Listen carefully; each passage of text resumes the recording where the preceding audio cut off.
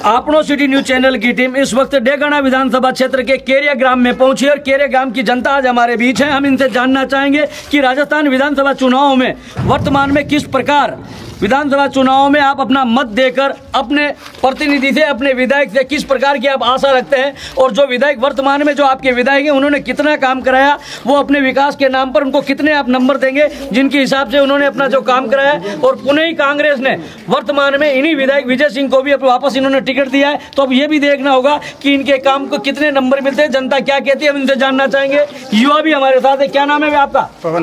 पवन जी, वर्तमान में आपके जो विधायक थे और कांग्रेस ने वर्तमान में इनको पुणे वापस अपना प्रत्याशी बनाया, तो इनका पूर्व कार्यकाल वो किस प्रकार रहा और आप उनसे कितने संतुष्ट हैं? देखिए, हमारे डेगाना में राजस्थान की तरह ही है, जैसे सरकार बदलती है बीजेपी और कांग्रेस, वैसे ही हमारे डेगाना में बार बार ये दोनों 5-5 साल लूट रहे हैं डेगाना को।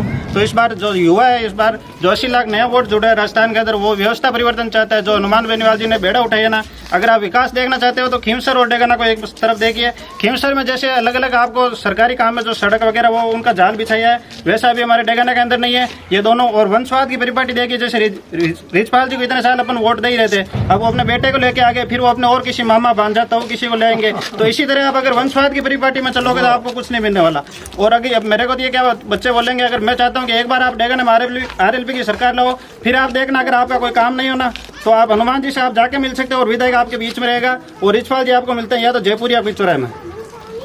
आप युवा हैं, आपके गांव की जनसंख्या कितनी है ये मैं आपसे जानना चाहूँगा। हमारे गांव से 900 वोट समथिंग परसेंट 900 वोट है, और आप इस गांव की संख्या कम से कम 250 से 300 गांव में मकान होंगे। हाँ, 250-300 गांव के निवासी हैं। उस गांव में किस प्रकार की समस्या है, गांव में किस प्रकार की क्या क्या सुविधाएं हैं, गांव में हॉस्पिटल है, पशुपालन चिकित्सालय है, विद्यालय है, या अन्य किस प्रकार की जो आपकी गांव की है उनकी क्या स्थिति है?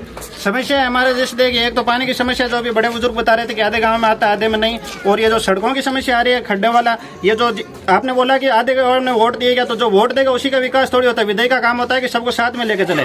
तो हमें ऐसे जो ये भ्रष्ट है इनको भगाना इस बार, और व्यवस्था परिवर्तन करना डेगाना। मैं इतना सा जानना चाहूंगा, आप युवा हैं, वर्तमान में आपकी शिक्षा की लेकर विद्यालय की क्या स्थिति है? क्या वर्तमान में आपका स्टाफ संपूर्ण पूरा है और अच्छी पढ़ाई होती है या नहीं होती है, या क्या कारण है यहाँ की, ये बताओ सबसे पहले शिक्षा को लेकर। विद्यालय में देखिए, जैसे बता रहे हैं कि शिक्षकों की कमी है और बच्चे मतलब यहाँ पे जागरूक नहीं है इतने, तो सरकार की तरफ से कोई ऐसी योजना निकालनी चाहिए जिनसे बच्चों को जागरूक किया जा सके और ज्यादा से ज्यादा सरकारी स्कूल में पढ़ाया जा सके। और जैसे ऊपर की अगर अब राजस्थान सरकार की बात करें तो जो पेपर लीक की घटनाएं आ रही है अपने इस साल देखने को मिली अपने को, इन सब को लेके हनुमान जी ने एक बीड़ा उठाया कि हमें इस बार व्यवस्था परिवर्तन करना और अपनी खुद की किसानों की सरकार बनानी है।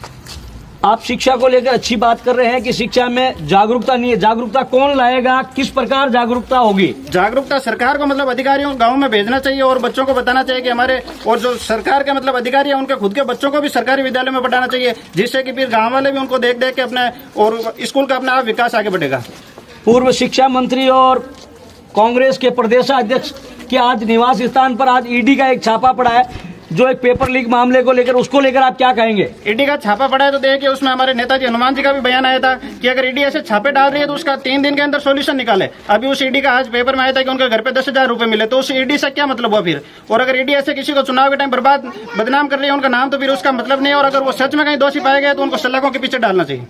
आप युवा हैं और इस समय युवाओं को लेकर आप सरकार से क्या चाहते हैं? युवाओं से चाहते हैं कि ये नई वैकेंसी है और युवाओं को मतलब स्थानीय रोजगार मिले 80%, जो हमारे नेताजी का शुरू से ही संकल्प है कि हर जगह में, जैसे डेगाना में कोई स्थानीय रोजगार है तो वहाँ पे 80% वहाँ के लोगों को रोजगार मिलना चाहिए। इस बीच कुछ युवा और हमारे बीच में हमसे जानना चाहिए। क्या नाम है साहब आपका? जी, मेरा नाम अनूप है और मैं यहाँ पे भी कंपटीशन की तैयारी कर रहा हूँ, लेकिन इस गवर्नमेंट से मेरा यही कहना है कि हमें ना मेहनत लगा के तैयारी करते हैं। एक वैकेंसी के पीछे 3-3, 4-4 साल वेस्ट करते हैं और फिर लास्ट में जाके वो या तो पेपर आउट हो जाता है या फिर वो भर्ती कोर्ट में चली जाती है। इस गवर्नमेंट ने अभी तक ऐसी एक भी कोई भर्ती नहीं है जो कोर्ट में गई नहीं हो या इस भर्ती पे कोई भी आरोप ना लगाओ कि उसका पेपर आउट हुआ हो। अब जिनके पास पैसे होते हैं वो तो पेपर खरीद के पास हो जाते हैं, और फिर हम जैसे जो बेरोजगार होते हैं, जो गरीब होते हैं, वो बस तैयारी करते रहते हैं और कोई सोल्यूशन नहीं है। तो इस प्रकार की परिस्थिति को लेकर आप सरकार के लिए क्या कहना चाहेंगे कि सरकार किस प्रकार परिवर्तन लाई है, सरकार की क्या कमियां हैं तो ये नहीं होनी चाहिए, इसको लेकर आप क्या कहना चाहेंगे? इसमें सबसे मुख्य कमी यही है कि इस पे कोई कानून नहीं स्पष्ट है। आती है गवर्नमेंट, 2-4 को अरेस्ट करती है, फिर उनको जमानत मिल जाती है, लेकिन इसका कोई परमानेंट सोल्यूशन नहीं है। यदि इनको परमानेंट सोल्यूशन चाहिए तो एक पर्टिकुलर एक कानून लाया जाए कि उनको या तो जमानत ना मिले या फिर पर्टिकुलर उनको इतने साल की जेल हो, उनका जो भी संपत्ति है वो कुर्ज की जाए, ऐसा एक कोई पर्टिकुलर कानून होना चाहिए। वर्तमान सरकार ने जिस प्रकार पेपर लीक को लेकर युवाओं के जो आप लोगों के मन में जिस प्रकार, तो इस प्रकार सरकार के प्रति आपकी क्या रुझान, आने वाले विधानसभाओं में आप किस प्रकार क्या कहेंगे और क्या करेंगे? हम आने वाले विधानसभा में उसी को वोट देंगे जो हमारे युवाओं के लिए बेहतर भर्ती ला सकता है और उसको है ना बिना रोक टोक के पास करवा सके। यदि उसमें पेपर आउट का प्रकरण रहा तो कोई मतलब नहीं है कोई भर्ती लाने का। ये केवल अपने नाम के लिए कह देते हैं कि हमने इतनी भर्ती लाई, इतनी पोस्ट पे लाई, लेकिन वो एक भी भर्ती ना सक्सेस नहीं होती। अभी भी आचार संहिता के कारण 3-4 जितनी भी भर्तियाँ थी सारी पोस्टपोन होगी। एंड टाइम आचार संहिता में भर्तियाँ लाते हैं और फिर वो आचार संहिता लगाने के बाद सारी आगे चली जाती है सारी भर्तियाँ। इस वक्त हम केरिया गांव में केरिया गांव के युवाओं से हमने बात की। युवाओं का एक ही सबसे बड़ा है कि पेपर लीक घोटाला जो हुआ है उसको लेकर इनके मन में बहुत ही बड़ा आक्रोश है कि इस प्रकार की यह परिस्थिति रही तो हम किसी प्रकार के इनके साथ नहीं रहेंगे, क्योंकि इन सरकार युवाओं के साथ बहुत कठोर घात और युवाओं के साथ छलावा किया जा रहा है कि युवाओं के जो पेपर आउट होने के बाद इनकी जो मेहनत है, इनकी जो उम्र है वो निकलती जाती है और ये अपनी सरकारी सेवाओं से वंचित रह रहे हैं। तो इस प्रकार की हरकत करते रहेंगे, इस प्रकार के जो आउट केसेस इस प्रकार के घोटाले होते रहेंगे तो युवाओं में भारी आक्रोश है। अब ये आक्रोश किस प्रकार ये आगे करेंगे देखेंगे। इसमें कुछ बुजुर्ग इस समय हमारे यहाँ पंचायत समिति के सदस्य हनुमान जी काला आज हमारे बीच में, हम उनसे भी जानना चाहेंगे कि गांव के आपके पंचायत समिति सदस्य बनने के बाद आपने क्या विकास कराया, किस प्रकार की आपकी योजना रही और आपके गांव की जनता है जो आधी गांव की जनता के चेहरों पर खुशी है, आधी गांव की जनता के आंखों में आंसू नहीं थम रहे क्योंकि यहाँ पीने का पानी नहीं है, उनकी आंखों से पानी आ रहा है। ये क्या कारण क्यों नहीं लग पाए? हनुमान जी, आप पंचायत समिति के सदस्य बने, गाँव की जनता ने आपको वोट दिए या आधी जनता ने वोट दिए? सबसे पहले तो आपको धन्यवाद देता हूँ मैं कि हमारे बीच यहाँ जनता की आवाज़ उठाने के लिए मेरता सिटी से यहाँ चल के आए और उसके बाद में हम हमारे गांव वालों को और पूरे मंडल पंचायत को धन्यवाद देता हूँ जो हमारे को ज़मीन से उठा के और इस मुकाम तक पहुँचाए।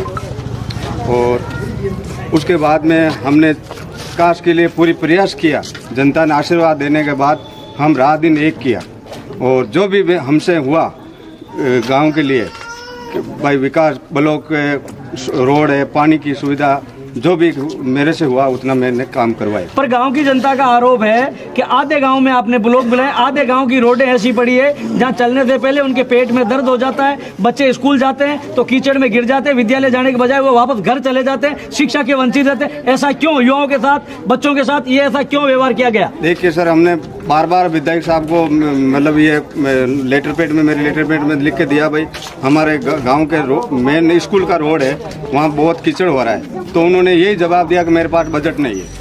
और स्कूल के लिए अभी 12वीं कक्षा कर दी लेकिन वहाँ कमरे बहुत 5 कमरे की अति आवश्यकता है जो कंप्यूटर रूम में बच्चे को बैठाना पड़ता है।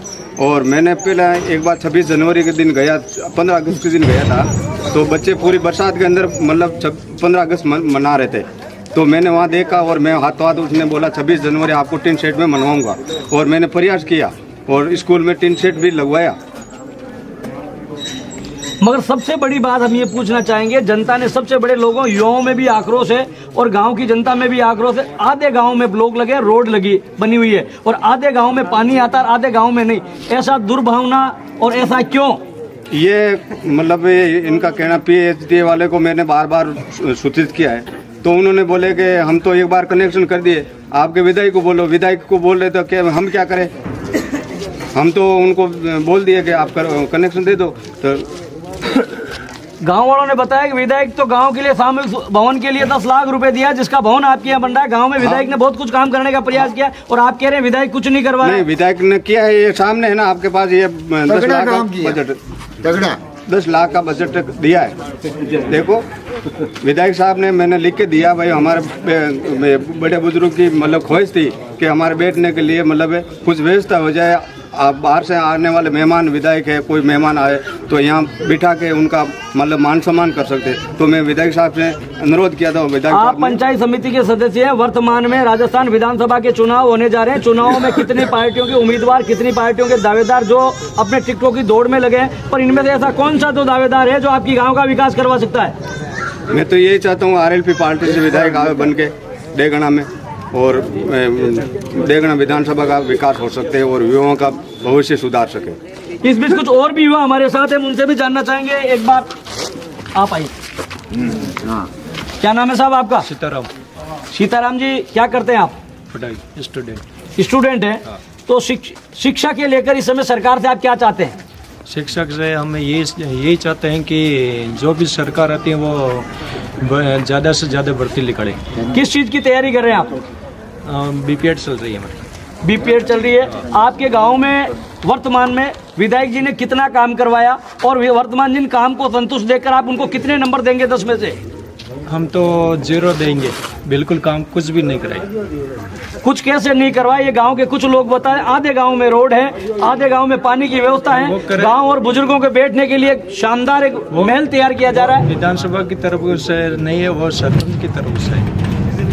सबसे बड़ी बात है, इन्होंने ये कहा है कि वर्तमान विधायक को 10 में से मैं 0 नंबर देता हूं, क्योंकि उन्होंने गांव में जो विकास कराया, गांव में जो रोडें हुई है, गांव में जो पानी की व्यवस्था हुई है, ये ऐसा काम करवाया जिसके कारण में गांव के लोगों के बीच में भी मतभेद पैदा हो गए। आधे गांव के लोग रोते हैं, आधे गांव के लोग हंसते हैं, क्योंकि जिनके घर में पानी आया उनके घर में खुशी है, और जिनके घर में पानी नहीं आया उनके आंखों में से पानी आ रहा है, उनके बहुत बड़ा दर्द हो रहा है। और जो एक बुजुर्गों के लिए जो मेल बनाया जा रहा है, तो ये कुछ लोग ये बता रहे ग्राम पंचायत की सुविधा है, मगर काम तो ग्राम पंचायत एजेंसी के द्वारा ही होती है। ग्राम पंचायत तो फिर आधा ही क्यों करवाया ग्राम पंचायत ने?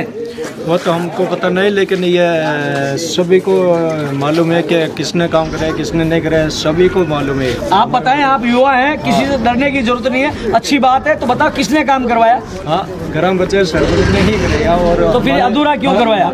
हनुमान जी ये पंचायत समिति के सदस्य इसने, और जाकर सभी इसने हनुमान जी से सड़क का योजना सभी इसने ही काम कराई थी, सभी को मिल गई। राजस्थान विधानसभा में सबसे बड़ा राष्ट्र का महापर्व जो आयोजित होने जा रहा है, प्रत्येक विधानसभा के प्रत्येक व्यक्तियों से मेरा निवेदन रहेगा कि वह बूथ पर जाए, अपना मत देकर अपनी सरकार को बनाए और अपनी आवाज़ को बुलंद करे। आपनो सिटी न्यूज़ चैनल से तेजाराम लाडनवा, डेगाना।